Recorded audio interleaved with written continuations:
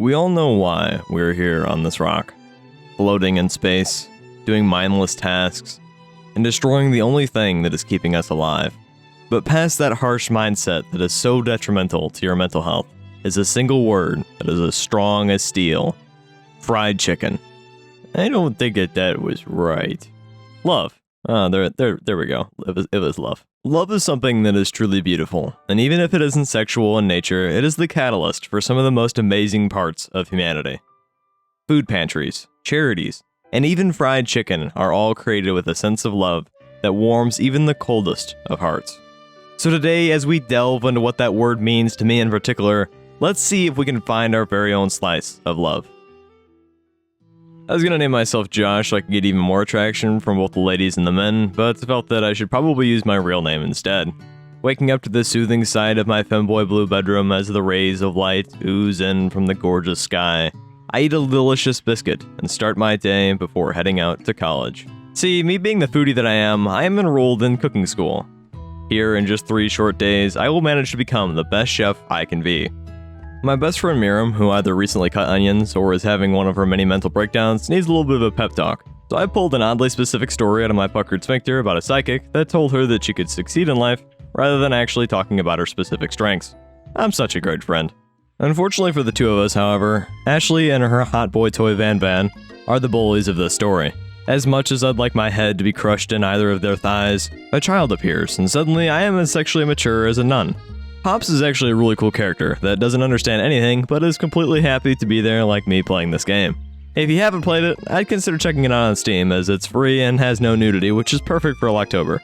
There's a lot of really cool dialogue which I'm going to completely ignore for the sake of creativity. One thing I won't ignore is how absolutely dashing the professor of the college is. I mean, look at that cute little hat. Then something happened that changed my life forever. His chiseled jawline tapering down into a gorgeous goatee. His hair resting playfully on his forehead, just waiting to be brushed aside.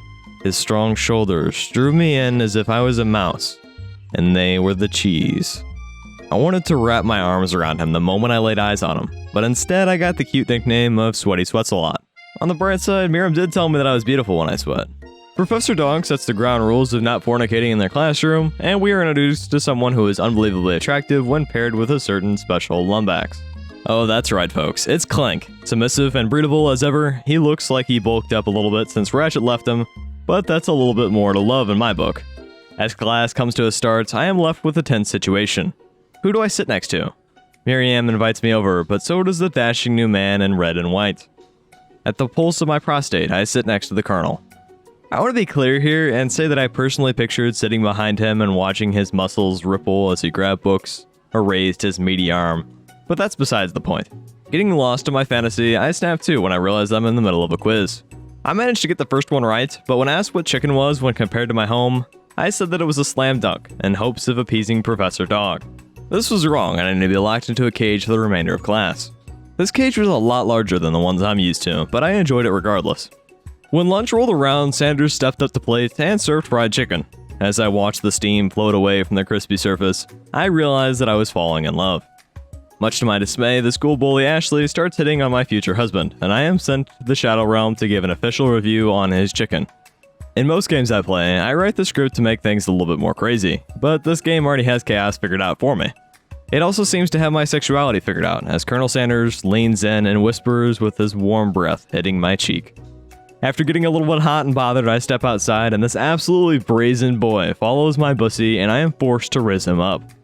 You know, at one point in my life, I really thought I was relatively sane, but I think that all the marbles are no longer together. Stepping inside to do a cook-off challenge, after all this is a cooking school and not a dating simulator, I tell Miriam that she isn't going to blow anything but me before asking Colonel Sanders to cook with me. With our friendship in tatters, Miriam forces me to be a cuck and to choose her partner. Me being the man of culture that I am, I choose Clank, the submissive and breedable robot that he is. Colonel Sanders, on the other hand, is a little bit more dominant and loves to mash my potatoes in all the right ways with a little bit of gravy drizzled on top. A warm feeling oozes from my pants, but I can't pinpoint the experience as I'm interrupted by Ashley. Tired of dealing with her, I uncontrollably threw a spoonful of mashed potatoes at her sexy face and watched as she opened up her mouth, waiting for the gravy to roll down her cheek. That's what true art is right there. Stepping outside with the love of my life, I get a breath of fresh air and fight the legendary Spork monster.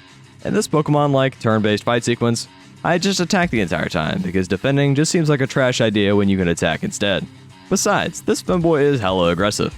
Much to my dismay, I wasn't strong enough to beat down the beast, and as I drew my last breath, Colonel Sanders got his thumb out from his rear and used Pot Pie Power Pinch, which proved very effective. After my adrenaline ran dry unlike the wet spot in my panties, I hit the ground and passed out. Colonel Sanders, being the gentleman and stalker that he is, takes me home and tucks me into bed before giving me a kiss on my cheek. In the morning, I run into Miriam, where she tells me her feelings for Clank. All I gotta say is that I'm happy for her, and that I hope that she chooses to adopt instead of procreating. An important plot point that I missed earlier in the cafeteria was the fact that Colonel Sanders told me his secret ingredient. Now, when Miriam asks about it, I choose to lie to protect this secret. This will come back to bite me in my abnormally large ass later on. But until then, let's shift our focus to Colonel Sanders riding in on Butt Stallion. I would mention a Red Dead horse instead, but I am an uncultured swine that deserves to be knocked up and out. After Colonel Sanders brings me back with his hot musk, I run to class and see that Ashley reads a book for once in her miserable life. Since she feels like a whole new person, she tries to flirt with my hot boyfriend, and I get absolutely roasted. This really does remind me of a crush that I had in high school that I asked out 4 times, only to be rejected each and every time. Those were the days. At lunch, I ended up having a cooking competition that involved answering questions that were spread earlier in the game. Since I was paying a decent amount of attention and both hands were on my peripherals this time around, I did pretty well. Ashley was who I was versing, and despite her looking much more cuter than me, we were fighting for the same man's affection. I of course stuck my hand into a mixer because despite being a chef, I really don't have any semblance of intelligence or control over my lust. After running away in embarrassment, Colonel Sanders chased me out in the rain and his wet hair clung to his forehead as if it too could sense the dire situation that our relationship was in. I said something like, "I'm not fit to fill your fryer." And I would reference a particular subreddit about small appendages, but I'd much rather talk about going back to Colonel Sanders' place to eat coleslaw. This miraculously dish was made by yours truly and explains his future success in the food industry. I really like that the game has several connections to the dishes in real life, but that is equivalent to a GTA player applauding Rockstar for adding stop signs. After a delicious meal, I saw his cock and even got to touch it a little. It's massive, and definitely not something that I would consider shoving up my rear end, but when I threw on one of his jackets for a little bit of roleplay fun, something changed in the atmosphere. I tell Colonel my feelings, and we talk deep into the night. He's a remarkable man. After having breakfast and running out the door, I found out from Miriam that Clank is getting hella action. I mean, who wouldn't after the first date being skydiving? As someone who has wings, I'm staying on the ground, thank you very much. On the way to class, I caught Colonel Sanders and Ashley talking, and they ended up going to class together. This made me sad. I would describe this emotion in a deeper capacity, but unfortunately that last sentence is a lie, and I'm not actually sad. I'm actually really furious. This makes my blood boil like those children who stumbled into a witch's hut after running away from home. Despite this, I decided to not use the magical spellbook that I obtained from the Spork monster from earlier, who was also a dog at one point, but we can skip over that whole section and focus on Sprinkle's outburst when a squirrel who goes by the name of Terrence caused him to be a bad boy. Have you been a bad boy by chance? Do you need to be punished? When I'm caught preparing myself for the final cook-off by Colonel Sanders with his 400 yards of Popeye scent, I know I need to be. As the badass music begins and the character's secret abilities are introduced, I realize that there is simply no time and that chastity will have to suffice.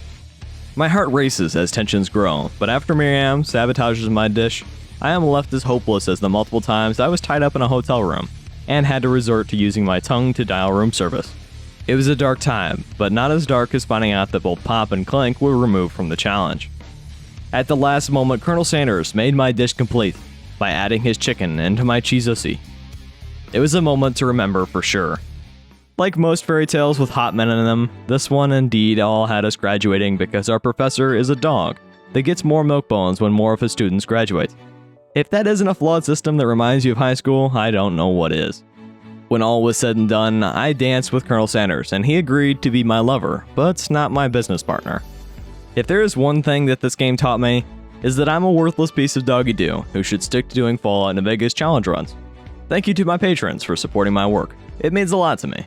If you've enjoyed this video for some rather inexplicable reason, here are some more that you'd probably like to watch. Whatever you do me a favor, will ya? Have a good one.